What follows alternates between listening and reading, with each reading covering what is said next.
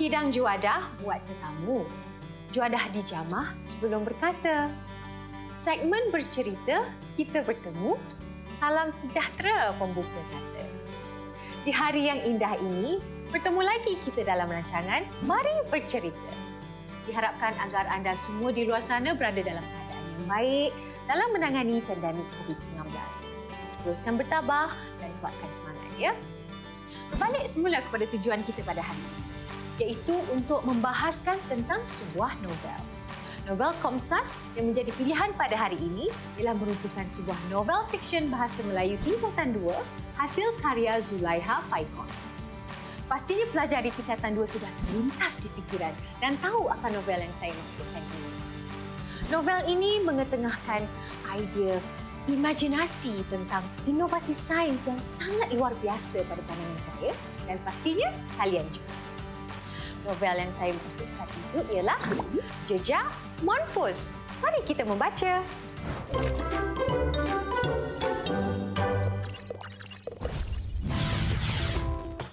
Diharapkan juga sebelum kita meneruskan rancangan kita pada hari ini, pelajar-pelajar semua sudah pernah melihat kelibat berbagai jenis ulat bulu.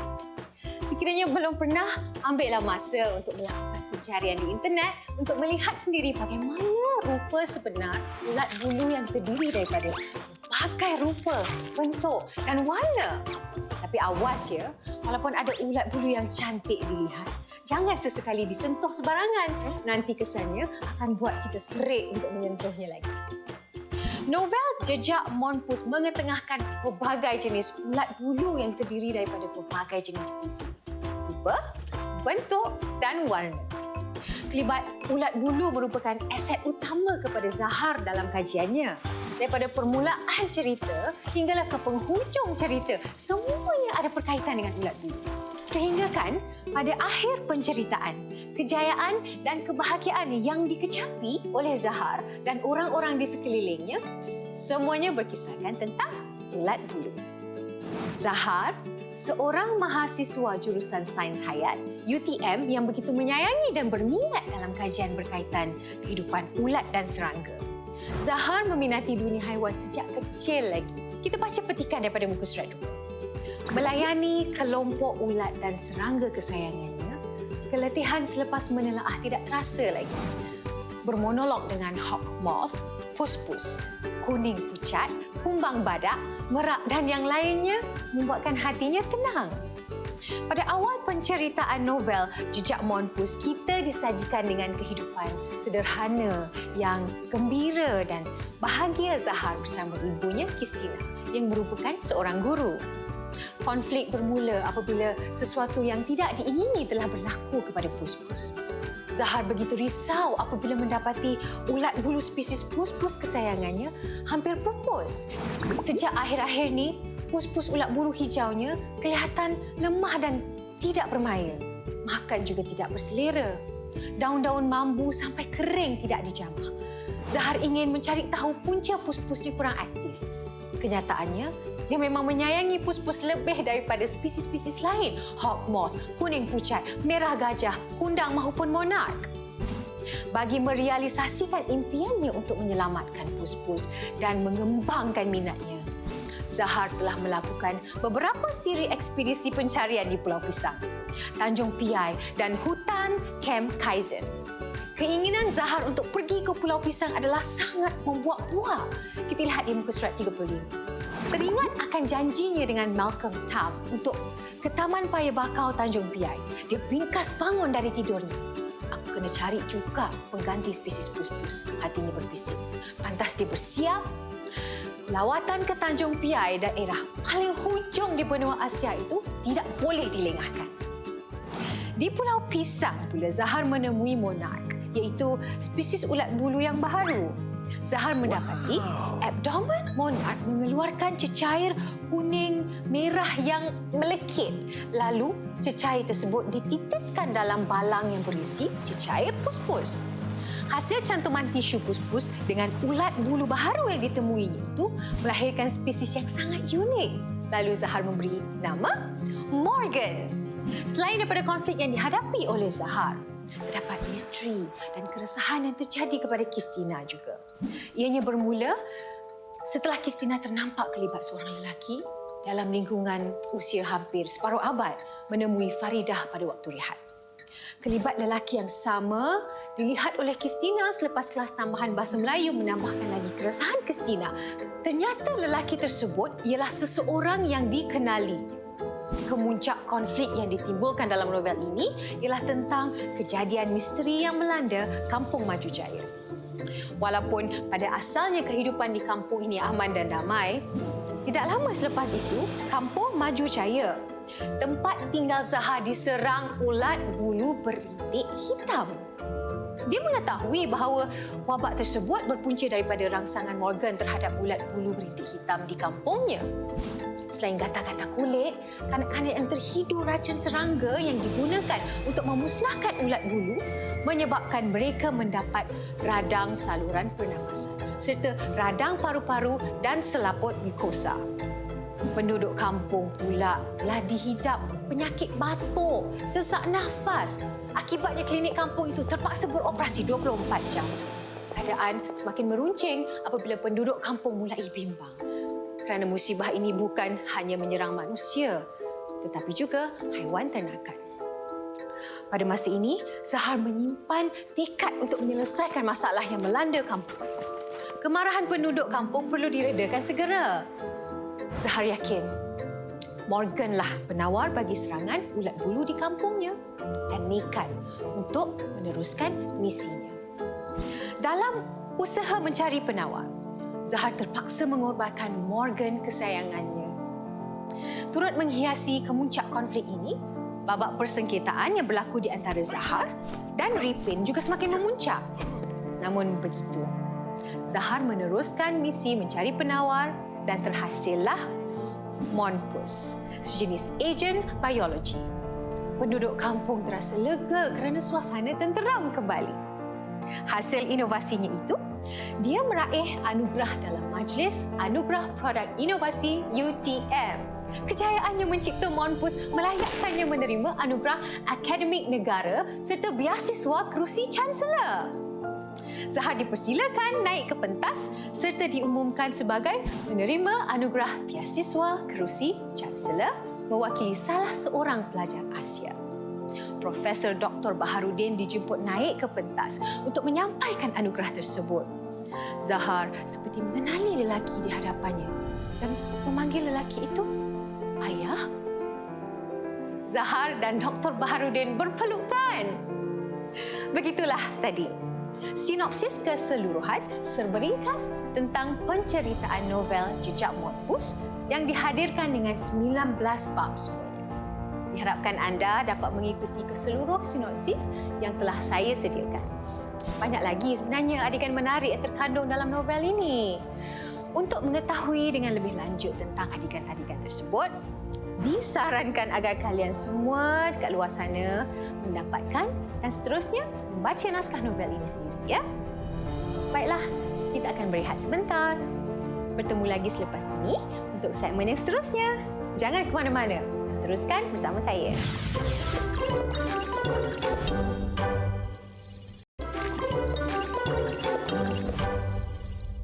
Selamat bertemu kembali dalam rancangan Mari Bercerita. Sebelum kita berehat tadi, saya dah mengupas sinopsis novel Jejak Monpus, kan? Seterusnya, kita akan menyambung kembali dengan menguji minda anda. Mari kita lihat kosakata menarik yang terdapat di dalam novel ini. Pertama, bercawan. Maksudnya, sekadar menutupi bahagian sulit dengan sesuatu seperti kain atau daun. Tak apa, saya beri contoh. Masyarakat orang asli di Pulau Pisang pada masa dahulu hanya bercawan. Perkataan seterusnya, bermonolog. Maksudnya, percakapan seorang diri yang agak panjang tentang suatu perkara. Contohnya, Zahar sering bermonolog apabila menghabiskan masa dengan ulat bulu dan serangga peliharaan. Perkataan seterusnya, berolang-aling, yang bermaksud bergoyang ke kiri dan ke kanan. Contoh ayat, bot yang dinaiki oleh Zahar dan kawannya berolang-alik apabila dipukul oleh ombak. Perkataan seterusnya ni kita jaranglah pakai, iaitu menebak. Maksudnya menjawab atau meneka teka-teki, menduga, menelah atau mengagak tentang sesuatu. Anda pernah dengar tak ataupun pernah guna tak perkataan ini? Tak apa, saya beri contoh ya.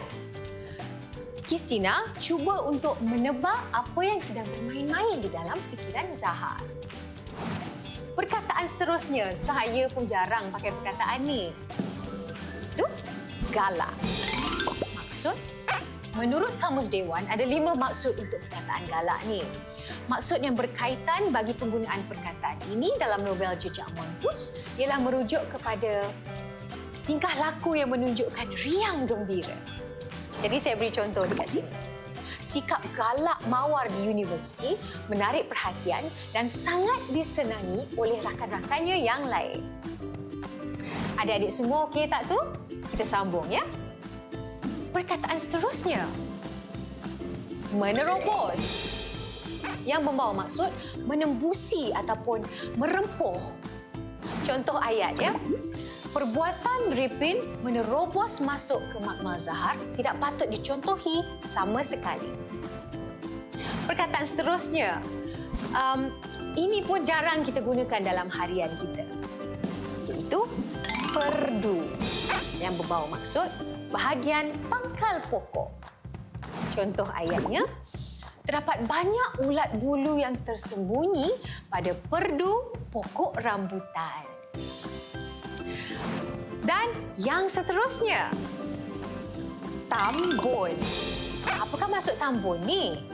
Maksud dia timbun ataupun longgok ataupun tumpuk. Saya beri contoh ya. Tambun daun mambu yang diletakkan sebagai makanan pus-pus itu langsung tidak diusik olehnya. Saya harap adik-adik boleh faham apa yang saya cuba jelaskan ini ya. Baiklah, perkataan yang terakhir, yang ini agaknya kita pernah guna kan? Ayatnya adalah terjelepuk. Maksud dia jatuh terduduk. Ini mesti semua pernah jatuh terduduk kan? Saya beri contoh ya. Faridah terjelepuk kerana terlanggar pintu semasa berlari untuk masuk ke kelasnya. Menarik kan perkataan-perkataan tersebut? Baiklah, kita berehat seketika ya.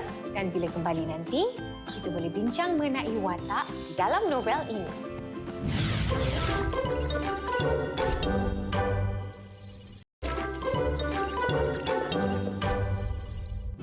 Selamat kembali ke Mari Bercerita bersama saya, Nadia Akila. Baiklah, pelajar-pelajar semua, sekarang kita akan membongkar pula tentang watak-watak yang terdapat di dalam novel Jejak Mongoose ini. Apa kata kita mulakan dengan watak protagonis kita terlebih? Watak dinamik Zahar ini adalah merupakan watak utama yang memainkan peranan yang sangat penting sebagai penggerak cerita dalam novel ini.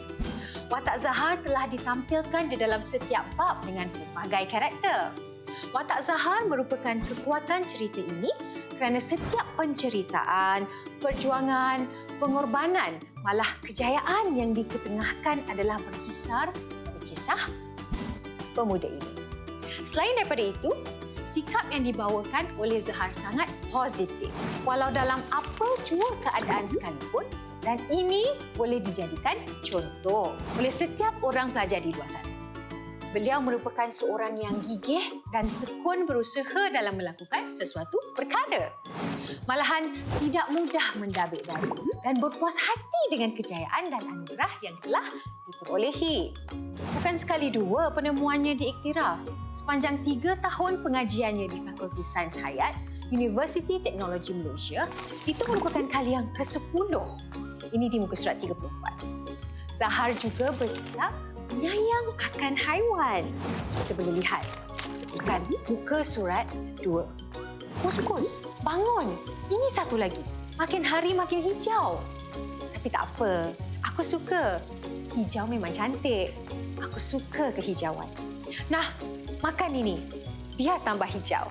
Selain daripada itu juga, watak Zahar ini merupakan anak tunggal dalam keluarga dan berumur 22 tahun yang mempunyai semangat, kesungguhan dan cita-cita yang tinggi untuk berjaya. Ayahnya pula meninggalkan keluarganya sewaktu dia berumur 10 tahun. Zahar tinggal bersama-sama dengan ibunya, iaitu seorang guru di Kampung Maju Jaya.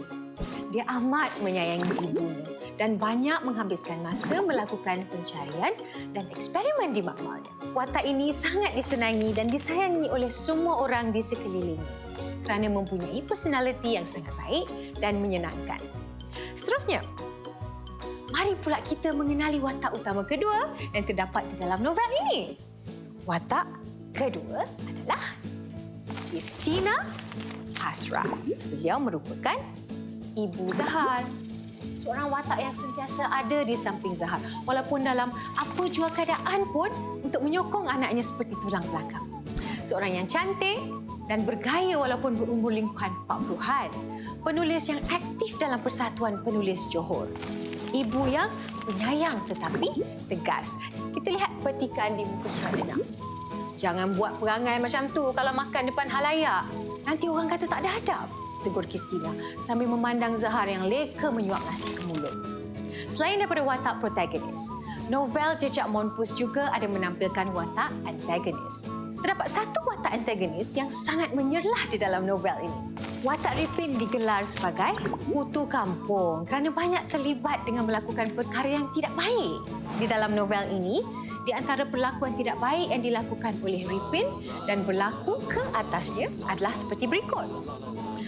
Dia ditangkap dan dibelasah oleh Zahar sewaktu mencuba mencuri tong gas di rumahnya. Nombor 2, berdendam dengan Zahar. Kemudian menuduh Zahar sebagai punca ulat bulu menyerang Kampung Maju Jaya. Ripin juga cemburu akan kejayaan Zahar yang sering mendapat anugerah dan pingat. Ada satu lagi watak lain yang agak antagonis, tetapi masih ada lagi karakter yang baik dalam watak tersebut. Watak yang saya maksudkan adalah Munirah. Munirah membawa watak yang kurang disenangi dan juga turut membawa watak yang baik. Watak ini dapat mencetuskan permainan perasaan cinta yang bertepuk sebelah tangan sahaja. Dengan adanya watak ini, proses penceritaan di dalam novel ini telah menjadi lebih menarik. Selain daripada itu, Munirah juga adalah rakan sekuliah Zahar di universiti. Seorang yang cemburu kerana tidak senang melihat Mawar dan Zahar berbaik-baik. Menyimpan perasaan untuk memikat Zahar walau dengan apa-apa cara sekalipun. Merupakan ahli kumpulan White Rose, iaitu kumpulan belajar di universiti. Dia juga seorang yang optimistik dan suka akan cabaran. Itulah tadi di antara watak-watak yang terdapat di dalam novel Jejak Monpus. Menarik kan? Okey, mari kita lihat peribahasa dari buku ini pula. Jom!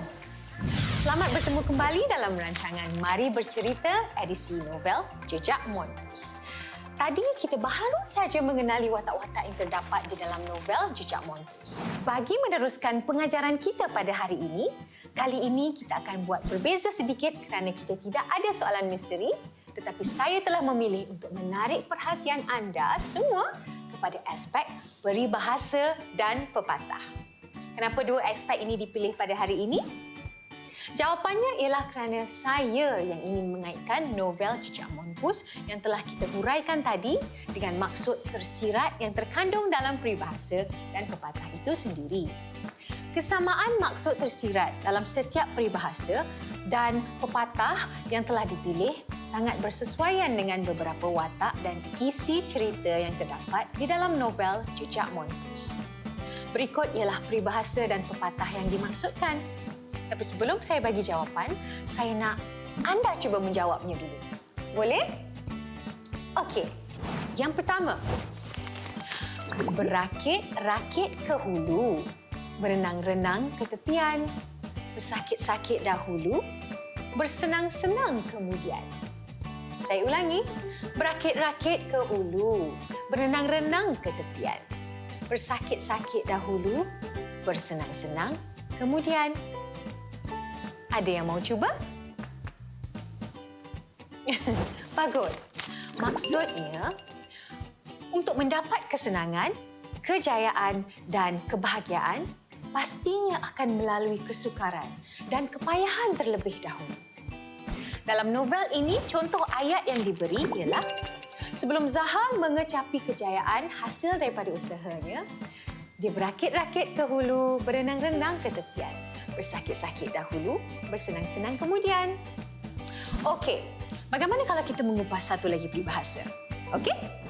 Bagaimana acuan, begitulah kuihnya. Saya ulang, bagaimana acuan, begitulah kuihnya. Pada pendapat anda semua, apa maksudnya tu? Saya boleh bantu anda semua. Maksudnya ialah seseorang anak itu akan mengikut perangai ibu atau bapanya. Okey, contoh ayat dalam novel ini adalah seperti berikut. Personaliti Christina dan Profesor Dr. Baharudin telah membentuk personaliti Zahar seperti mereka ibarat bagaimana acuan, begitulah kuihnya. Dengan memahami setiap maksud peribahasa dan pepatah serta contoh ayat di atas, pastinya akan dapat menarik pemikiran kita untuk mengaitkannya dengan watak dan isi cerita novel Jejak Monpus.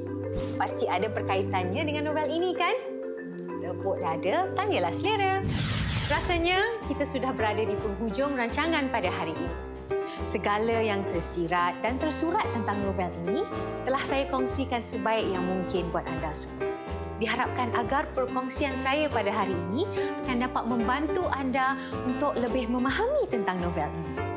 Jadikanlah sikap kesungguhan, semangat dan pemikiran Zahar sebagai panduan kepada kita untuk menjadi seorang yang boleh menyumbangkan sesuatu yang baik kepada orang lain kelak. Akhir kata daripada saya sebagai hos hari ini, jadikan amalan membaca sebagai suatu kebiasaan buat kita. Membaca itu adalah amalan yang mulia. Hendak 1000 daya. Tetapi, kalau sebaliknya, pasti akan ada 1000 dalih. Semoga berjumpa lagi di lain waktu. Sekian untuk hari ini dan terimalah serangkap pantun daripada saya. Jejak Monpus, novel dikaji. Buat tatapan saudara-saudari. Rajin-rajinlah untuk mengkaji. Saya di sini, mohon diri.